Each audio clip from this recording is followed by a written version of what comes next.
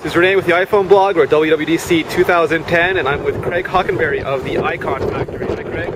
Hi, Renee. How are you? Good, thanks. Now, since the last time we spoke, you went and wrote a book. Yep. I spent 7 years, or not 7 years, 7 months of last year. It seemed like 7 years. It feels like 7 years. But yeah, I wrote a book for developers and designers and project managers to learn about iPhone development. There are a lot of books out there that talk about the SDK and the technical aspects of doing iPhone development, but nobody had actually written a book that explained the whole process from start to finish. And there's a real need for that. There are a lot of people getting into it, and there are a lot of new things that you need to learn in order to sell stuff on the App Store. So. And you were there day one selling on the App Store. You got a tremendous experience. I've been. Well, we were there on day one of the App Store opening. Had done some jailbreaking work before that. You kind of grew up with the App Store. Oh yeah. Well, I was fascinated from day one. Right? It's like when it was. I should amend that. When it was first announced, my first reaction was, why do I need to carry a computer around with me all the time, right? I don't need another computer in my life. I remember your blogs from back then. Yeah, and then I went to the Apple Store, and after 5 minutes, it's like, I got it, right? It's like I brought up Safari and websites. It's like, oh, this mail is awesome, right? It's like the maps. And it was just like, okay, this is great. I want to do this. And that's when I started doing some of the web apps stuff. I actually wrote an article for A List Apart and started exploring that stuff. And once the jailbreaking started to happen, it was just like that was game over. Right? That's what that was the frontiers, Yeah, exactly. And just basically taking all that experience, and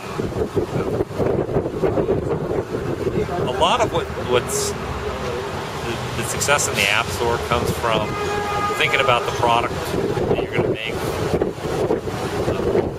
in detail as early as possible in the development process. A lot of developers don't do that. In fact, I did this myself at the beginning. It's like you're just fascinated with the device and your ability to make an application that runs on that device. But you actually have to think about it in a lot more detail, and think about who you're going to be selling the thing to.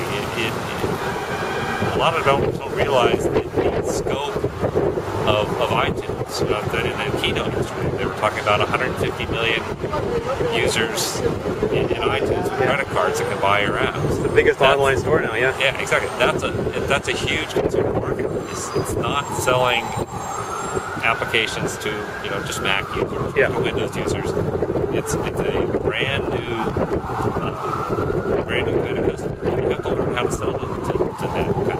And what's interesting is that we're hearing not just first-time developers, but actually seasoned developers are getting a lot out of the book as well. Oh yeah. I'm hearing that a lot. People I know or respect are coming up to me and saying, I never thought about that. That's something that I didn't know how to do.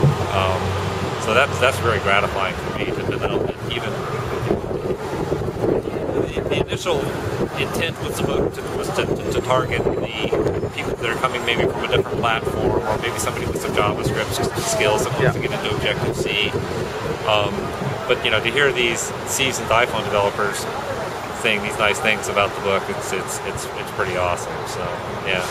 And for you, was it an interesting experience to go back and actually go through the methodology of what you do rather than just doing it? Yeah, actually, that was the whole point of the safety light application. Is that it forced me to, I've been doing this so long that a lot of it is second nature. Yeah. And things like signing up for the iPhone developer account. Well, that's something I did 2 years ago. I don't remember what I did. I didn't know what I typed into the form. So basically, I built a flashlight app, and that was the thing that let me tell the story from the very start to the very end. It was a good refresher.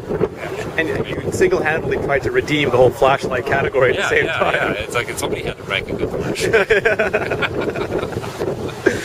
So is this a standalone book? Are you planning on doing versions going forward? I think that there will probably be a follow-on title. We're not going to announce anything yet, but it's been very successful, and the story's open. You're leaving room for a sequel. Yeah, I mean, as we're seeing, the iPhone platform is changing a lot from year to year. Yeah. Right. We've got the Retina display now, which is 4 times as dense. Right. We have iPads, yeah, which are the same underlying iOS operating system, but it's a totally different way. Rumors of an Apple TV running iOS. Yep. That's I'm still waiting for them to replace Dashboard with the iOS layer on Macs. It's amazing how much this platform has evolved in a very short period of time. It's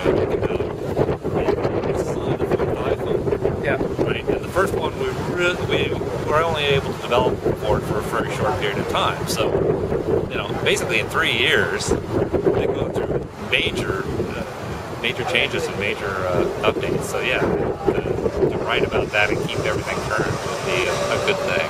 And what's interesting too is you have 100 million iOS devices almost, and they're pretty much a single target for. It's not like other platforms where everything is different from device to device. You can pretty much write to most of these devices. Yeah, that's one of the beauties of the iPhone and iPad development is that the thing you're developing for is very predictable.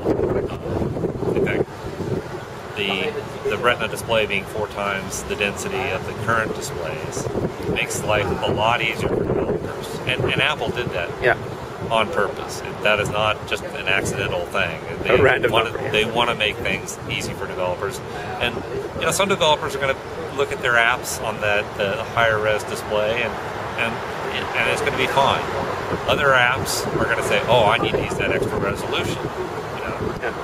It's. I think once we all have that display in our hands, so we're going to want it to be as good as possible. So look for a lot of updates. And now that Apple, I guess politely, Apple is encouraging Xcode development for the iPhone, you'll have a good target for the book as well. Yeah, there's definitely going to be a lot of updates for applications that handle multitasking as well. So you're gonna be seeing a lot of the little red numbers on your app store on the home screen. And Apple's not going to let you get bored anytime soon. No,